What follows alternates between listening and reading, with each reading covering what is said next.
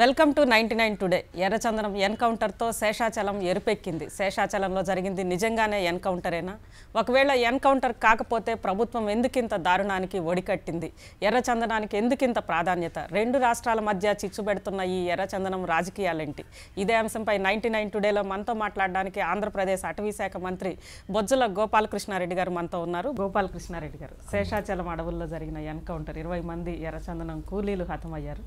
ఇది బూటకపు ఎన్కౌంటర్ అని మన రాష్ట్రం లోపల వెలుపల ప్రజా సంఘాలు అంటున్నాయి. కోర్టు కూడా దీనికి సంబంధించి విచారణ జరిపించాలని. పూటకం, నాటకం లేదు, ఒరిజినల్, డూప్లికేట్ అనేది నాకు తెలియదు.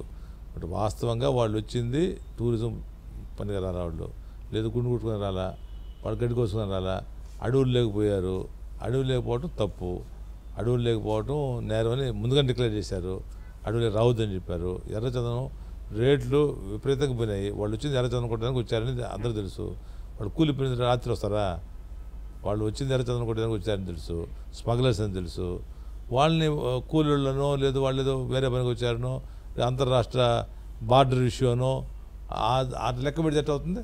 I don't think that is correct logic. వాళ్ళు వచ్చింది ఎర్రచందనం కొట్టారు, సరే చంపకూడదు అనేది అది వేరే విషయం. ఎర్రచందనం వచ్చినా కూడా వద్దు, స్మగ్లర్స్ అయినా కూడా కాల్చొద్దు అనేది. వేల మంది వచ్చేస్తున్నారు వాళ్ళు, వేల మంది వచ్చేది రైల్లో బస్సుల్లో పంపించేసారు అంతకుముందు కూడా. ఇప్పుడు టాస్క్ ఫోర్స్ పెట్టారు. సో వాటిని చంపటం అనేది వాడు సమర్థించకపోతే వాళ్ళ పోలీసుకు మారల్ స్థైర్యం ఉండదు. ప్రతి ఒక్కరూ వాళ్ళని విమర్శించే పరిస్థితికి వస్తే మనం ఇది కష్టం అవుతుంది. వాళ్ళు కూడా వాళ్ళు ఏదైనా రాజకీయ హత్యనో లేదు, ఇంకేదైనా హత్యనో లేదు, వాళ్ళు ఏదైనా గడ్డి పెట్టి చేసి ఉంటే తప్పు పడతాం.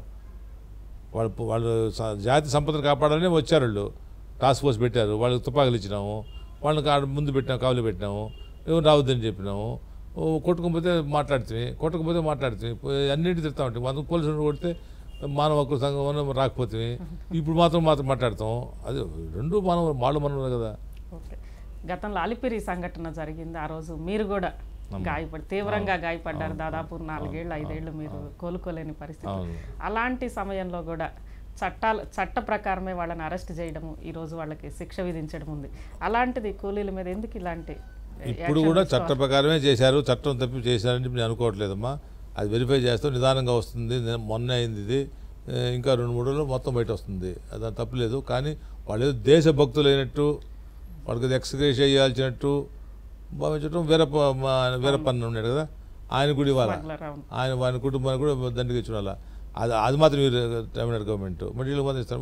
మంచిదే. జనరల్గా ఈ ఎర్రచందనం స్మగ్లింగ్ అనేది ఈ రోజు వచ్చింది కదా, దాదాపు ఎప్పటి నుంచో జరుగుతూ ఉంది. అది ఇంత విలువైంది అనేది ఇటీవల కాలంలోనే తెలిసింది. అంతకుముందు అందరూ కూడా ఇళ్లలో కూడా ఎర్రచందనం వాడుకునే పరిస్థితి ఉంది. అలాంటిది స్మగ్లింగ్ ఎన్ని లేయర్స్లో జరుగుతుంది అనేది కూడా మన అందరికీ తెలుసు. చివరి లేయర్లో ఉండే కూలీల్ని కాల్చడం వల్ల స్మగ్లింగ్ ఆపగలమా మనం? మీరు చివరి అంటే నేనంటే ఫస్ట్ అంటున్నా, వాళ్ళు they are the first entrance for smuggling activity.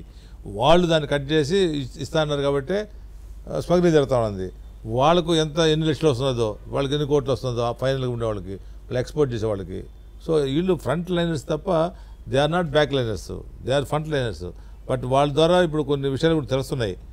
ఏదో కొన్ని ఎక్కడెక్కడ వాళ్ళ సెల్ ఫోన్లు ట్యాప్ చేయటం, ఆ నంబర్లు చేయటం, ఆ నంబర్లతో వాళ్ళు ఎవరు కనుక్కోవటం, ఎవరు ఉన్నది తెలుసుకోవటం, అవన్నీ కూడా నెట్వర్కింగ్ చేస్తారు. ఇంకా చేసి మొత్తం లాగుతారు, కూపెంతా కూడా లాగుతారు. వాళ్ళు ఎవరు ఉన్నారు మొత్తం బయట వస్తారు.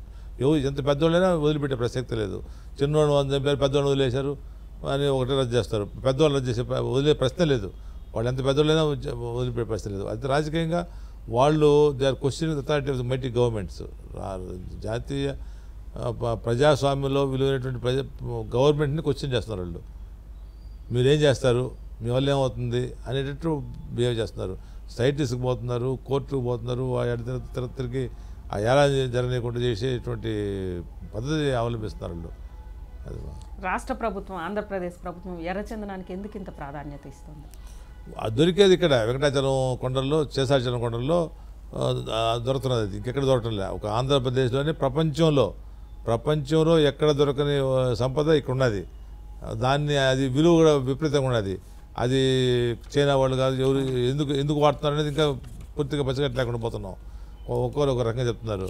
సో దాన్ని రాబట్టుకోండి, ఎందుకు వాడుతున్నారు తెలుసుకోవాలని వాళ్ళు కూడా, చంద్రబాబు గారు కూడా గట్టిగా ప్రయత్నం చేస్తున్నారు వాటి కోసం. సో ఇది ఒక్కొక్క టన్ను 1,90,00,000 అమ్ముతున్నది. దాంతో ఒక చెట్టు నిలబడుకుంటే దాన్ని చూసి ₹1,00,00,000 ఉంటున్నది. అది దాన్ని ఎప్పుడు చేద్దాం, ఎప్పుడు ఎక్స్పోర్ట్ చేద్దాం అని ఆలోచన తప్ప ఇంకోటి కాదు. మీరు టన్ను 1,10,00,000 1,20,00,000 అంటున్నారు. ఎర్రచందనం వేలం వేసే రుణమాఫీ కూడా చేస్తామని చెప్పి ఆంధ్రప్రదేశ్ ముఖ్యమంత్రి చంద్రబాబు నాయుడు గారు అధికారంలోకి రాగానే చెప్పారు. ఈరోజు ఆ వేలం ఏమైంది, ఎంత లాభం వచ్చింది? అటు కాదమ్మా, ఇప్పుడు ఇష్యూ ఏంటంటే రుణమాఫీ is different and red sandals is different. సమకూర్చోవాలంటే ఇది ఒక మార్గం ఉన్నది అని చేసుకోవడం తప్పని ఎవరు చెప్పరు. ఆదాయం సమకూర్చుకుంటామంటే మంచిదే, సమకూర్చోమంటారు. అదే వెరైటీస్ ఉంది. వెరైటీస్లో వాళ్ళు ఇచ్చిన జివో మైన్స్ వాళ్ళు ఇచ్చిన జివో ఏంటంటే 10% కంటే ఎక్కువగా అమ్మకూడదని ఇచ్చారు జివో. 10% తక్కువగా అమ్మకూడదు అని చెప్పి ఇవ్వచ్చు జివో, దానికంటే ఎక్కువ అమ్మని అమ్మచ్చు. అటువంటిది ఎక్కువ రేటు పెట్టి అమ్మకూడదు అని ఇచ్చారు. అది ఎందుకు జివో, ఎందుకు సెన్స్లెస్ జివో. సరే ఏ విధంగా సంతకం పెట్టారు, మొత్తం ఆటోగ్రాఫ్ అయిపోయింది, జివో రిలీజ్డ్. సో దాన్ని కూడా మార్చి 45,000 కోట్లు దాంట్లో తెచ్చుకోవాలని, అదేవిధంగా 45,000 కోట్లు ఎర్రచందనం తెచ్చుకోవాలని సంవత్సరం, ఆ విధంగా కొంచెం అన్ని ఒక మైన్స్లో కూడా తెచ్చుకోవాలని ప్రయత్నం చేస్తున్నారు. ఆదాయం కోసం 2,500 మెట్రిక్ టన్నుల ఎర్రచందనం వేలం వేశారు ఇప్పటి వరకు కూడా. ఆదాయం కాదమ్మా, ఇప్పుడు యాక్చువల్గా వేసింది పట్టుకునేటువంటి పట్టుకున్నదే ఆదాయం కోసం దగ్గర ఉన్నది పట్టుకున్నది కానీ 2,500 మెట్రిక్ టన్నుల ఎర్రచందనం వేలం వేశారు. ఆ పరిస్థితి ఏంటి ఇంతవరకు? ఎంత దానికి 800 crores వచ్చింది మా దాంట్లో, వాళ్ళు వేసిన దాంట్లో. ఇప్పుడు ఇంకా కూడా వేయబోతున్నాం, ఒక 3-4 కోట్ల టన్నులు వేయబోతున్నాం. ఎంత వస్తుందో చూస్తాము. ఆ తర్వాత కూడా ఇప్పుడు దాన్ని తీసుకుని సెంట్రల్ వేర్ హౌసింగ్ కార్పొరేషన్ గోడౌన్స్లో పెట్టినాము. లాక్స్ అంతా శుభ్రంగా కట్టి వాటిని చాలా జాగ్రత్తగా పెట్టిన బుద్ధి వచ్చామన్నా. అదేవిధంగా వాటికి పహారా కూడా పెట్టారు, పోలీస్ పహారా పెట్టి, వీళ్ళని కూడా ప్రైవేట్ గార్డ్స్ పెట్టి, పోలీసు పెట్టి దొంగలు ఏమైనా వస్తారో దాన్ని ఎత్తుకుపోతారని ఎలక్ట్రికల్ ఫెన్సింగ్ పెట్టాము. అన్ని జాగ్రత్తలు చేసి కట్టుదిట్టం చేశారు. వాళ్ళు గోడౌన్స్ కట్టి చేసుకోవాలని, ఆ కట్టే లోపల ఇది చేసుకున్నాం అనేసి పెట్టినాము, అర్థం చేసినాము. ఈరోజు వెహికల్స్ కూడా పట్టుకున్నారు. పోతా ఉంటే ఇప్పుడు పెద్ద పెద్ద కార్లు ఇదంతా పట్టుకొని వెహికల్స్ దాంట్లో పెట్టుకొని పోతున్నారు. అవన్నీ సీజ్ చేశారు. సీజ్ చేసినట్టు మళ్ళీ క్లెయిమ్ కూడా చేయలే వాళ్ళు, సీజ్ చేసినట్టు. సో అవి అట్లా పెట్టి తుప్పట్టిపోతుంటాయి. అందుకని గవర్నమెంట్లో ఒక పక్క కొంట, ఒక పక్క తుప్పట్టిపోతా ఎందుకు ఉండాలా అనేసి గవర్నమెంట్ ఎంత రేటు పడలేదు దానికి రేటు వేయాల్సిన అవసరం లేదు, ఇచ్చిపారని చెప్పినాం. ఆ విధంగా పోలీసుకి కావచ్చు, అడవి శాఖలో కావచ్చు, ఎవరికంటే వాళ్ళకి ఇచ్చేసినాం. స్పీకర్ గారు అడిగారు, కొన్ని ఆయన కూడా ఇస్తున్నాం. కొన్ని కాళాశీలో కూడా ఎంఆర్ఓ వాళ్ళు కొందరు కూడా ఇచ్చారు. వాళ్ళు డిఆర్ఓ వాళ్ళకి మగలేదే, ఎంఆర్ఓకి ఎందుకు విగ్రహం వాళ్ళు తెలుసుకోవాలంట. వెహికల్ సీజ్ చేసినట్టు ఇచ్చేసినాం. గవర్నమెంట్ ఎత్తుకోమని చెప్పినాం. ఒక పక్క హాస్పిటల్స్లో అంబులెన్స్ లేకుండా ఇవి ఉన్నాయి కదా, ఏ పనికి వస్తే ఎత్తుకోమని చెప్పినాం. ఎవరు డబ్బు ఉంటే వాళ్ళు. సరే వాళ్ళు కూడా వేలం వేసిన రెడ్ శాండల్ టెండర్లు వెనక్కి వెళ్ళారు, అవి డబ్బులు రాలేదు అని చెప్పి ఎక్కువ మంది వెనక్కి వెళ్ళడానికి కూడా వాళ్ళు చెప్పిన అభియోగం ఏంటంటే, మీరు ఆన్లైన్లో చూపించిన క్వాలిటీ వేరే ఉంది, అమ్మడం మాత్రం లాస్ట్ గ్రేడ్ క్వాలిటీ మీరు అమ్మారు, దానివల్ల ఆన్లైన్లో చూపించలేదమ్మా. వాళ్ళు చూసి వచ్చి నాకు ఆన్లైన్లో పార్టిసిపేట్ చేయాలి. వాళ్ళు ఆ గోడౌన్స్ ఉండేది చూసి వచ్చి ఆన్లైన్ వాళ్ళు ఏంటంటే ఒకరు పెడుతుంటే పోతుంటారు. అంటే కొన్ని లాట్స్ మాత్రమే ఒక 100-140 టన్స్ ఉండేటుంది. అది అంతవరకే ఉండేటుంది. అంతవరకే వాళ్ళు లాట్స్ టెండర్ పెట్టారు కదా, వాళ్ళు ఈఎండి ఉండేది. అది ఫార్ఫిట్ చేయమని చెప్తున్నారు వాళ్ళు. బట్ ఇంకా కూడా ఫార్ఫిట్ చేసే పరిస్థితి రాలా. మనం కొంత టైం ఎక్స్టెండ్ చేసినాం, వాళ్ళు తీసుకుపోతున్నారు వాళ్ళు. ఈరోజు ఈ వేలానికి సంబంధించి కూడా అనేక అనుమానాలు ఉన్నాయి ప్రజల్లో. కొంతమంది వెనక్కి వెళ్ళారు, అసలు ఎవరు కొనుక్కున్నారు ఏంటి అని. దీనికి సంబంధించి ప్రభుత్వం ఏమన్నా ఒక శ్వేతపత్రం విడుదల ఖచ్చితంగా రిలీజ్ చేస్తామా? ఖచ్చితంగా మీరు రేపు ఆక్షన్ అయిపోతానే. లేదు suppose if press people wants, మీరు ఫస్ట్ ఆక్షన్ వేశారు కదా దాన్ని ముందు రిలీజ్ చేయండి అన్న, సెకండ్ రిలీజ్ చేయండి అంటే కూడా రిలీజ్ చేస్తాం స్టేజ్ వైజ్. లేదు మొత్తం ఒకటి రిలీజ్ చేయండి, రిలీజ్ చేస్తాం, మీరు చెప్తే చేస్తాం. ఓకే. తర్వాత ఈ స్మగ్లర్స్కి సంబంధించి మనం ఫస్ట్ నుంచి చెప్పుకున్నాం. కూలీలు ఫస్ట్ లేయర్ అని మీరు అంటున్నారు, కూలీలు లాస్ట్ లేయర్ అని మేము అంటున్నాం. వాళ్ళు కొట్టిందే వాళ్ళు స్టార్ట్ కదా. కొట్టందంటే పంపించింది ఎవరు? వాళ్ళని మేస్త్రీలు పంపించింది వాళ్ళు. ఎర్రచందనం చెట్లు కొట్టడానికి ప్రాణాలకి తెగించి మేస్త్రీల పైన స్మగ్లర్స్ కి పొలిటీషియన్స్, వీళ్ళెవరిని మీరు కంట్రోల్ చేయకుండా కూలీలను 20 మందిని చంపినంత మాత్రాన్ని ఈరోజు స్మగ్లింగ్ ఆపగలమా? ఇంకో 200 మందిని వాళ్ళు తీసుకొని వస్తారు. నేను సంపదని చెప్పడం లేదు. కూలని సంపదని వాళ్ళని సంపదని వాళ్ళు కూడా చంపాల్సిన అవసరం లే. వాళ్ళు కూడా రెడ్ హ్యాండ్ పట్టుకొని వాడు పీడీ యాక్ట్ ఉంది ఏముందో చేసి చేయాలా. అది అంతటని చెప్పి ఎన్కౌంటర్ చేయమని చెప్పి నేను చెప్పడంలే. వాళ్ళు సంపని నేను చెప్పడంలే. కానీ the way they are doing is really horrible. వాళ్ళు ఏం చేస్తారంటే ఈ కోట్లు సంపాదించుకొని ఈ కోట్ల డబ్బు సంపాదించుకుని డబ్బు వస్తే ఏ విధంగా ఖర్చు పెడుతున్నారు, ఏ విధంగా చేస్తున్నారు అందరూ చూస్తున్నారు. ఇల్లు కట్టమని వస్తే ఎలక్షన్లో కూడా ది మైటీ గవర్నమెంట్స్ని చంద్రబాబు రాకూడదని వాళ్ళు ఫైనాన్స్ చేశారు.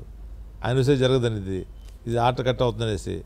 సో ఆ విధంగా వాళ్ళు పీడీ యాక్ట్ తీసుకుని లోపలేస్తే వాళ్ళు ఏదో దేశభక్తులైనట్టు దేశ స్వరాజ్యం తెచ్చినట్టు అన్నట్టు వాళ్ళని పోయి చూపించారు. పోయి ఎవరు చూపించారు మొత్తం రిపోర్ట్ చేస్తున్నారు, మొత్తం ఉంది.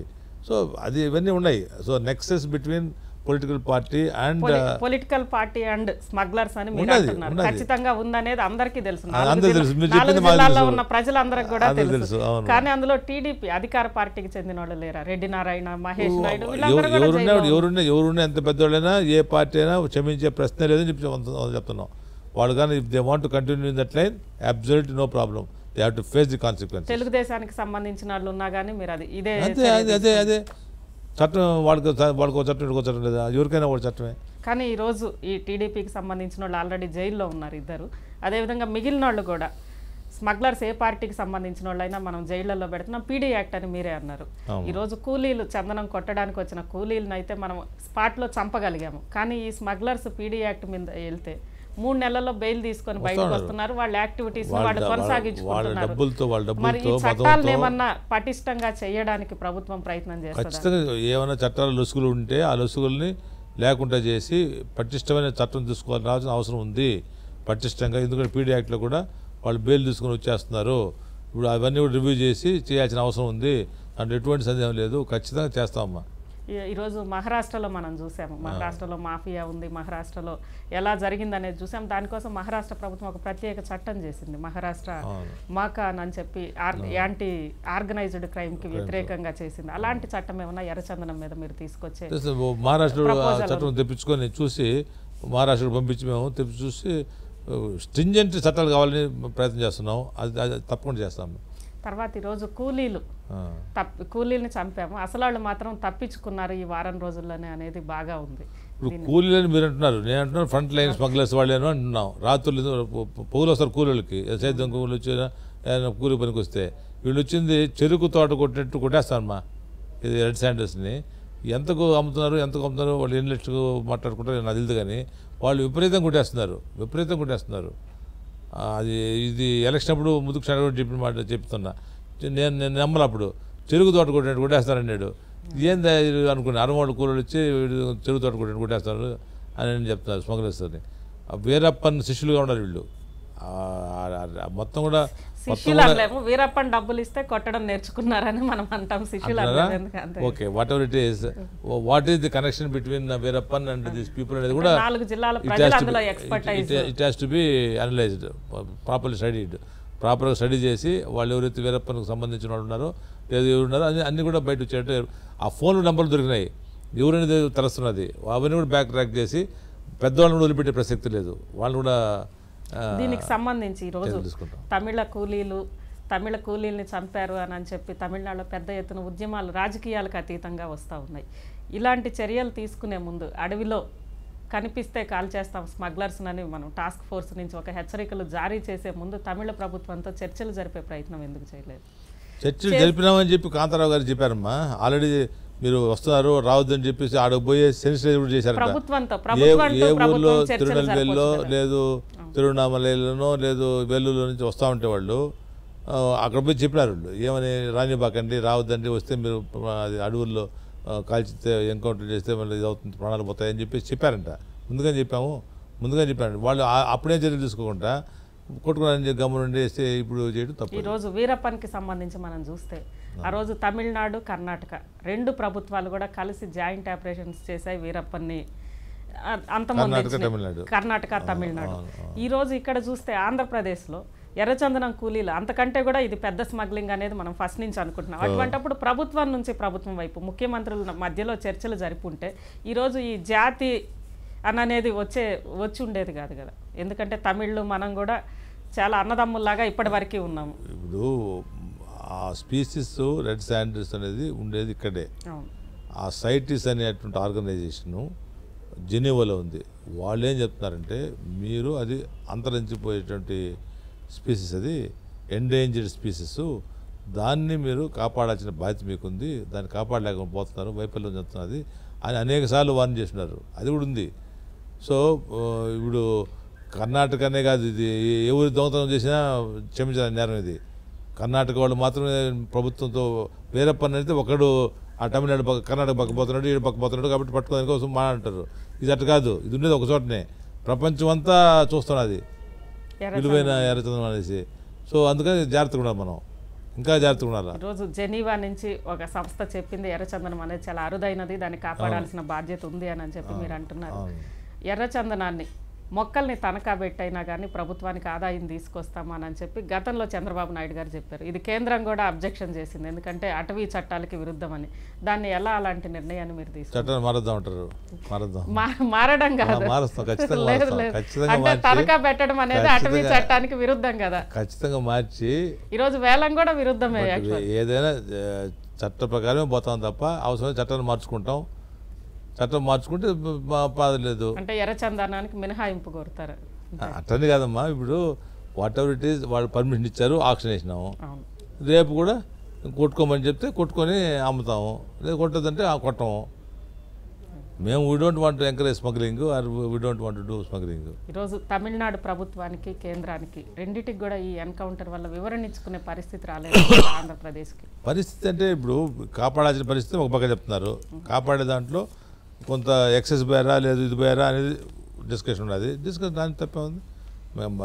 పబ్లిక్లో అయితే మాత్రం చాలా బాగుందని అనుకుంటున్నాం. ఇప్పుడు ఎన్టీవీలో కూడా సర్వే చేశారు, ఈరోజు రిపోర్ట్ చేశారు, చేస్తే 85% సెట్ ఇక్కడ ప్రజలందరూ కూడా దీన్ని హర్షిస్తున్నారు. కానీ తమిళనాడు ప్రభుత్వం కానీ తమిళనాడులో రాజకీయాలకు అతీతంగా ఒకటవుతున్నారు. స్మగ్లర్స్ కూడా దీన్ని అడ్వాంటేజ్గా తీసుకుంటున్నారు. దీన్ని మీరు ఎలా పరిష్కరించుకుంటారు? Smugglers always they want to take advantage, always they want to take advantage. వాళ్ళు ఇది జరగకుంటుంటే ఇంకా కొడతా ఉండొచ్చు కదా, తీసుకోవచ్చు కదా, అరెస్ట్ చేస్తే ఏమైపోయింది, ఇంక వేరే వాళ్ళని ఇంకో డబ్బు ఎక్స్ట్రా ఇచ్చి పంపిస్తాము అని వాళ్ళు ఉంటారు. సో వాళ్ళు they are questioning authority of mighty governments. ప్రజాస్వామ్యంలో ఎట్లయిన గవర్నమెంట్ని క్వశ్చన్ చేసే పరిస్థితిలో వాళ్ళు వస్తున్నారు.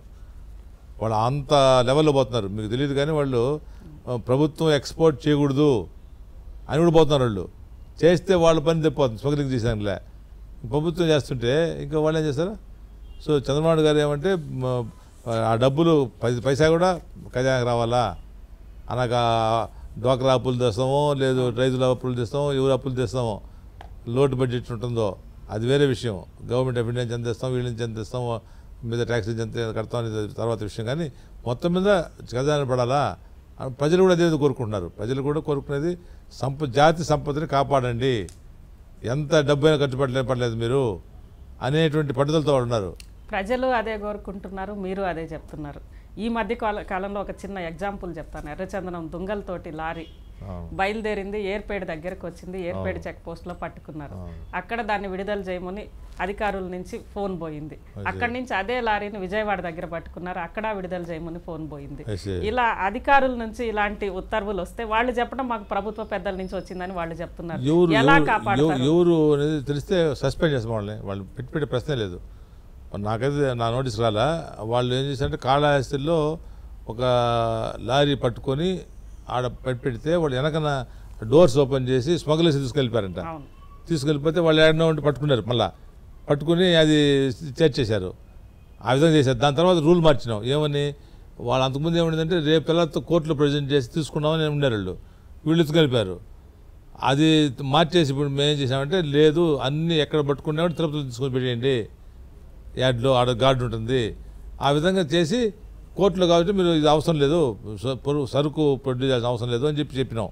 సో ఆ విధంగా ఉంటుంది తప్ప I don't think they influence anybody ఎవరు పలుకుబడి ఉపయోగించి చేసే పరిస్థితి ఉండదు అనుకుంటుంది దీంట్లో. ఈరోజు ఎర్రచందనానికి సంబంధించి మనం అధికారులను కొంతమందిని ఎలా పట్టుకుంటారు ఏంటి అని చెప్పినప్పుడు దాదాపు 8 వాహనాల్లో స్మగ్లర్స్ ఎర్రచందనం దొంగలు తీసుకెళ్తుంటే 2 వాహనాల్లో 4th గ్రేడ్ ఎర్రచందనం పెడతారు, దాన్నే అటవీ శాఖ సీజ్ చేసుకున్నట్టు చూపించి మిగిలిన 6టికి సేఫ్ ప్యాసేజ్ ఇస్తారు, ఇలా స్మగ్లింగ్ జరుగుతుంది అంటున్నారు. మొత్తం వ్యవస్థలో ప్రక్షాళన లేకుండా మీరు కేవలం టాస్క్ ఫోర్స్ ద్వారా కూలీల్ని చంపడం ద్వారా దీన్ని ఆపగలమా? మీరు చెప్పేది ఏమంటే ముందు ఆడ కట్ కాకుండా ఉంటే ఇవన్నీ ఉండవు. ఆడ కట్ అయింది కాబట్టి అధికారుల దగ్గర కూడా ఇది కట్ కావాలి కదా.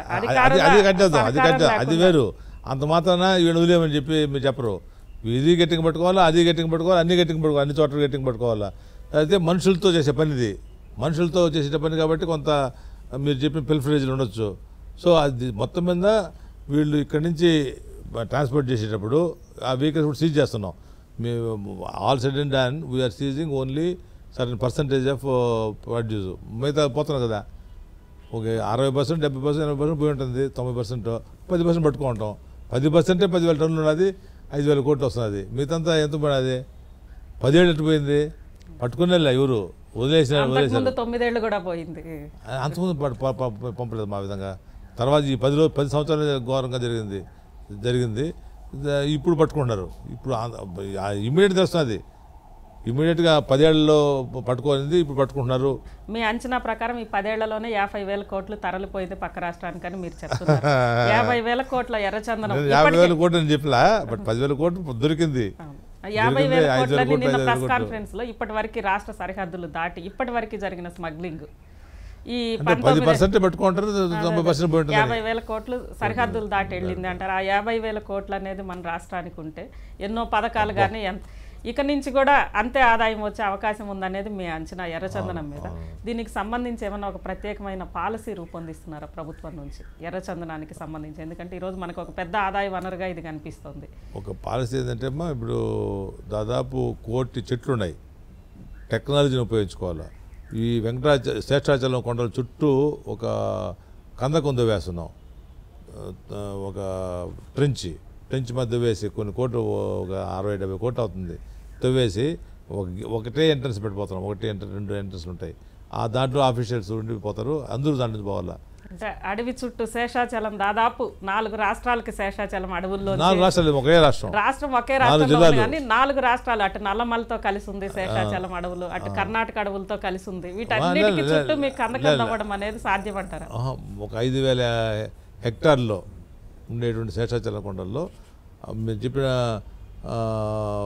నల్లమలై ఫారెస్ట్లో కానీ లేదు, మొత్తం దువ్వేద పరిస్థితి లేదు. కర్ణాటక అన్ని రాష్ట్రాల మీద దువ్వేది లేదు. ఒక ఆంధ్రాలో ఉన్నది మెటీరియల్. ఆ మెటీరియల్ ఉండే ప్రాంతంలో ఈ కందకం దువ్వేసి వాళ్ళు పానీకుంటే స్మగ్లర్స్ పానీకుంటే.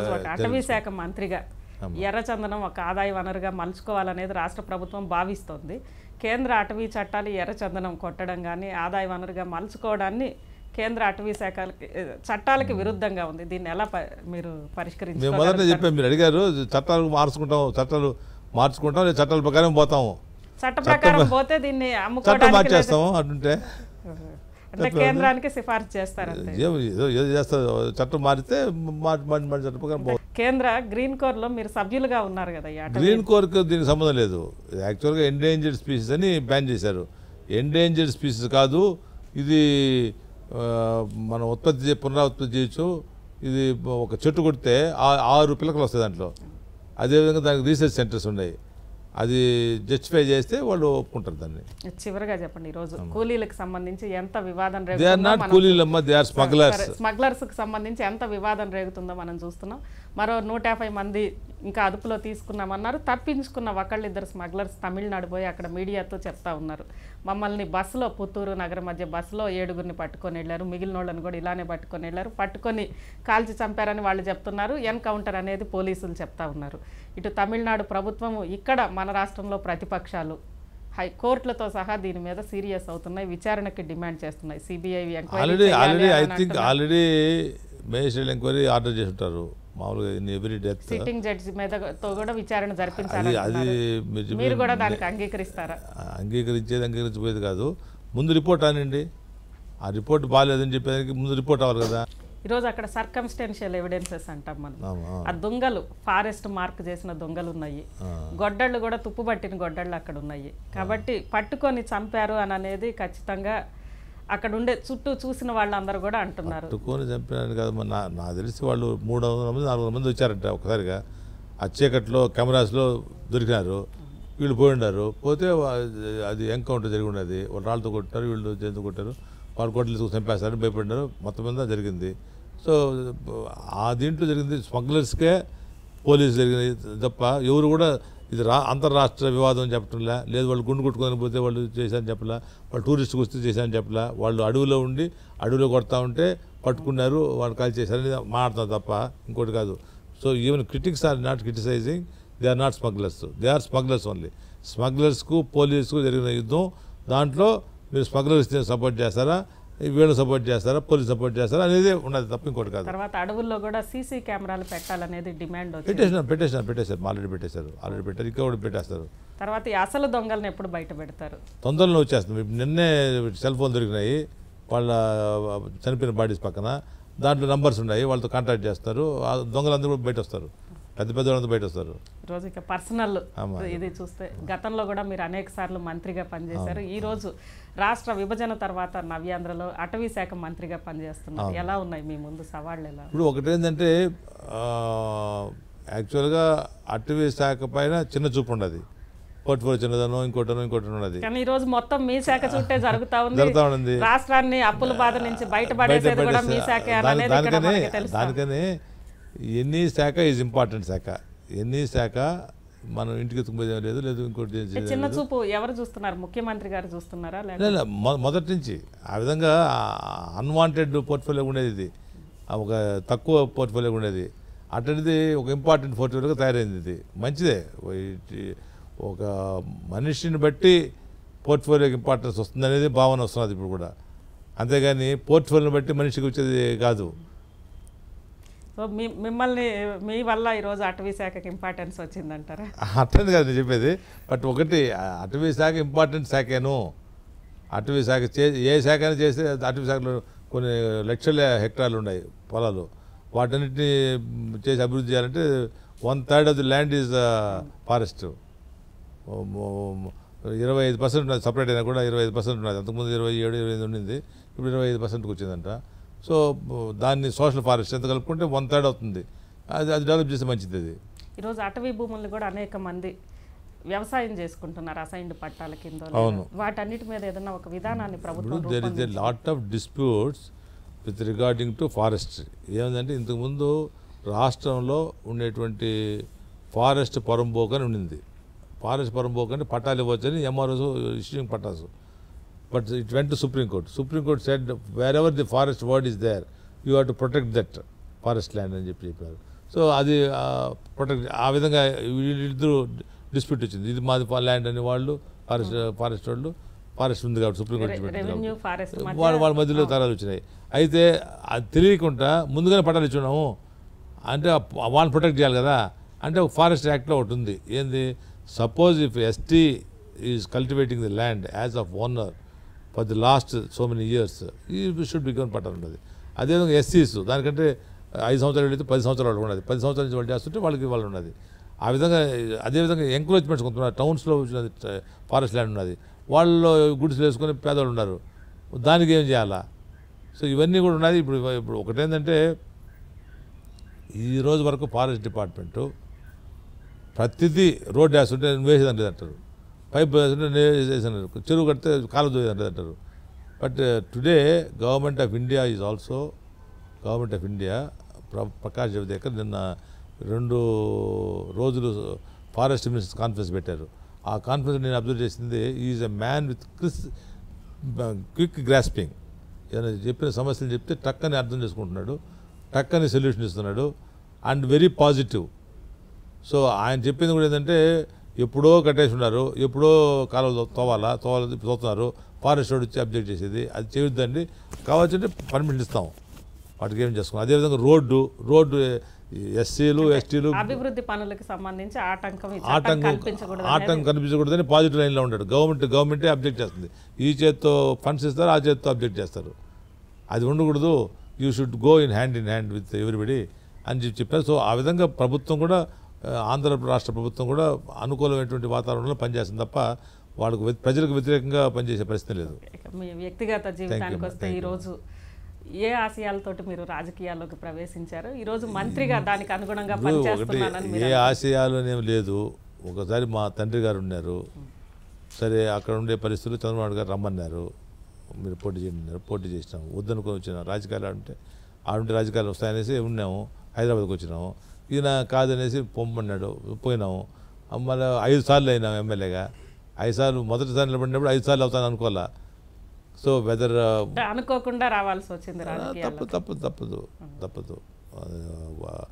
ఏదో ఆబ్జెక్ట్ పెట్టుకొని ఏదో చేయాలా అనేది సరే ఉన్నాం కాబట్టి మనం చేయటం, న్యాయం చేయటం ఉన్నంతకాలం, జీవితం ఉన్నంతకాలం న్యాయం చేయటం అంతవరకు తప్ప ఇంకోటి కావాలని. ఆ రోజు అలిపిరి సంఘటన అందరూ ఇప్పటికి కూడా ఎప్పటికీ అది నిలిచిపోతుంది. మీరు ఒక రకంగా పునర్జన్మ ఎత్తినట్టు ఆ రోజు ఫీల్ అయ్యారు. అప్పుడే కాదు 2-3 సార్లు అయింది. మళ్ళా ఆ తర్వాత ఎలా తెలియదు కానీ ఒకసారి అలిపిరి బ్లాస్ట్ ఒకటి, రెండోది గుండెకి నిచ్చిపోయింది. మళ్ళీ ఎలక్ట్రిసిటీ పెట్టి పని చేయించారు. అదేవిధంగా క్యాన్సర్ వచ్చింది ఒకసారి, మేజర్ ఇది వచ్చింది, NHL అని, నాన్ హాడ్జికిన్ లింఫోమా అని ఒక టైప్ ఆఫ్ క్యాన్సర్. అది క్యాన్సర్ కాదని చెప్పారు. మళ్ళీ సరే అంటే అది ఫ్యామిలీ నుంచి తీసేసినాం, క్యాన్సర్ ఫ్యామిలీ నుంచి అని చెప్పారు. సో ఓకే, అది 2006లో వచ్చింది క్యాన్సర్. మళ్ళీ 2000 మన ఎలక్షన్ ముందు 2013లో హార్ట్ అటాక్ వచ్చింది. అంటే ఇన్ని అవాంతరాలు వచ్చిన తర్వాత కూడా మీరు ఈరోజు సంతోషం. ఎలా అనిపిస్తుంది? Whatever the life that the god has given, we must serve the people to our best ability, best knowledge. మేము ఎక్కడ తప్పులు చేస్తాం అనేటువంటి చంద్రబాబు గారు ఉన్నారు. మీరు ఎంత బాగా చేస్తున్నా కూడా ఇంకా బాగా చేయాలా. కానీ చంద్రబాబు నాయుడు గారికి మంచి అనుచరుడిగా మీరు ఉన్నారు మొదటి నుంచి కూడా. చంద్రబాబు నాయుడు గారు ఇప్పుడు ఆయన ఈ శాఖ చిన్న చూపు ఉంది అందరిలో అని మీరు అంటున్నారు. మంచి శాఖను ఏమన్నా ఇంకా ఎక్స్పెక్ట్ చేస్తున్నారు? ఇప్పుడు రాకముందు పరిస్థితి, వచ్చినాక చూస్తే దీంట్లో చేయాల్సింది ఖజానా ఉన్నది. రాష్ట్ర ప్రపంచం అంతా మీ శాఖ మీదే చూస్తుంది. చాలా చేయొచ్చు చేస్తాను. ఈ తర్వాత కాళహస్తి ఒక మంచి పుణ్యక్షేత్రం నుంచి మీరు ఉన్నారు 5 సార్లు ఎమ్మెల్యేగా. దాన్ని ఎలా అభివృద్ధి చేయాలనుకుంటున్నారు? ఇప్పుడు నిర్దిష్టంగా అనేది కాదు కానీ తిరుపతికి పక్కన ఉన్నది కాళహస్తి. సో తిరుపతికి శాంక్షన్ ఇచ్చినటువన్నీ కూడా ఇప్పుడు IIT ఇచ్చారు, IISR ఇచ్చారు. అక్కడ ల్యాండ్ లేదు, కాళహస్తి రావాలా. Whether they like it, they don't like it, they have to come for Kalahasti. There is no alternative. So industries ఉన్నాయి. ఇండస్ట్రీస్లో కూడా I'm proud today 90% of the industries in Kalahasti. Sri సిటీగా శ్రీ సిటీలో సత్యవాడు ఉన్నది. ఇది 1000 crores ప్రాజెక్ట్ NBPPL అది వచ్చింది. అట్నే ల్యాంకో ఒకటి ఉన్నది. ల్యాంకో అంటే కాళహస్తి పైప్స్ అన్ని, ఇంకా ఐరన్ ఫ్యాక్టరీస్ ఇవన్నీ దండిగా వచ్చినాయి. కాళహస్తి చుట్టుపక్కల దండిగా వచ్చినాయి. వెంకటేశ్వర స్వామి, ఈశ్వర స్వామి ఇద్దరు ఉన్నారు, బాగా చూసుకుంటున్నారు. మీ అబ్బాయి రాజకీయాల్లోకి వస్తున్నారు అని చెప్పి ఈ మధ్య వార్తలు వస్తున్నాయి. ఇప్పుడు రాజకీయాల్లోకి రావటం అనేది లేదా ఇంకోరు రావటం అనేది రాకుండా పోయేది అనేది ఇట్ కెనాట్ బి క్రౌండ్ అంటే రాజకీయంలో కిరీటం తీసి పెడితే ఆయన రాజు అయిపోతాడు, అంతే కదా. ఇప్పుడు అది లేదు. ప్రజల్లో ఓటేసి గెలవాలా. ఓటేసి గెలుచుకొని తప్పే ఉన్నది. ప్రజల అభిమానం ఉండి వస్తే సంతోషమే. ప్రజల్లోంచి రావాలంటారు. అంతే ఎవరైనా ఏ అబ్బాయి అయినా ప్రజల్లోంచి రావాల్సింది తప్ప ఇట్ కెనాట్ బి క్రౌండ్. రాజకీయం కాదు ఇది. సో అది ఐ టోల్డ్ అది TV9లో కూడా ఒకసారి చెప్పాను నేను ఈ విధంగా. అది సో కాబట్టి it cannot be crowned, it has to be emerged. Leadership has to be emerged, not crowned. ఇక చివరిగా చెప్పండి, మళ్ళీ ఎర్రచందనం దగ్గరికి వెళ్దాం. కూలీలది ఎన్కౌంటరా లేక హత్య? అది రిపోర్ట్ వచ్చింది. రిపోర్ట్ ఇంకా రాలేదు, వస్తాను. మీరు ఫస్ట్ మీరు చెప్తామా. తర్వాత తమిళనాడు ప్రభుత్వంతో వచ్చిన వివాదాన్ని ఎట్ట పరిష్కరించుకుంటారు? ఎందుకంటే ఒక రాష్ట్ర ప్రభుత్వం మీద ఇంకో రాష్ట్ర ప్రభుత్వం ఈ రాష్ట్ర ప్రభుత్వం చేసిన పని మీద ఎంక్వైరీ చేయాలని డిమాండ్ చేయడం ఫస్ట్ టైం అనుకుంటా. ఇది law will take its own course. Absolutely it is not a border dispute. If it is a border dispute then government of Tamil Nadu, government of Andhra settlement of issues ఉన్నాయి. ఇది స్మగ్లర్స్కి police జరిగినటువంటి దీన్ని దాన్ని తీసుకొచ్చి వాళ్ళు సపోర్ట్ చేస్తామంటే వాళ్ళకి ఎందువల్ల సపోర్ట్ చేస్తారు, ఏం సపోర్ట్ చేస్తారు, ఎంతకాలం సపోర్ట్ చేస్తారు, విషయం తెలియకుండా సపోర్ట్ చేస్తారా అనేది వాళ్ళ విశేషణకు వదిలిపెడతాం. వాళ్ళ దీనికి అంతే తప్ప I don't think they will fight. అసలు స్మగ్లర్స్ బయట పెడతామంటున్నారు. ఎన్ని రోజుల్లో ఇది అసలు స్మగ్లర్స్ బయట? రోజులు ఏమన్నా, ఈరోజు వస్తే ఈరోజు తీసుకుంటాము, ఈరోజు బయట పెడతాము, రేపు వస్తే రేపే బయట పెడతాం. ఎప్పుడు ఇమ్మీడియట్గా వాళ్ళు ఎంక్వైరీ చేసి ఎప్పుడు వచ్చినప్పుడు మీకు ఎప్పటికప్పుడు ఏమని చెప్పి చెప్తాను, ఇన్స్ట్రక్షన్ ఇస్తాం. ప్రజలను కూడా తీసుకోవాల్సిన అవసరం ఉంది. ప్రజల్లో మీ ద్వారానే ప్రజలతో కమ్యూనికేట్ చేయాల్సిన అవసరం ఉంది. తప్పకుండా చేస్తాం. శేషాచలం అడవుల్లో చనిపోయింది కూలీలు కాదు స్మగ్లర్లే అని అంటున్న అటవీ శాఖ మంత్రి అది ఎన్కౌంటరా కాదా అనేది విచారణలో తేలుతుందంటున్నారు. అదేవిధంగా ఎర్రచందనాన్ని రాష్ట్ర ఆదాయ వనరుగా చేర్చేందుకు దానికి సంబంధించి అవసరమైతే చట్ట సవరణనే చేస్తాము అని ఆయన అంటున్నారు. ఇది ఈరోజు 99 టుడే. రేపు మరో అంశం మీద 99 టుడేలో మళ్ళీ కలుసుకుందాం. Stay tune to us.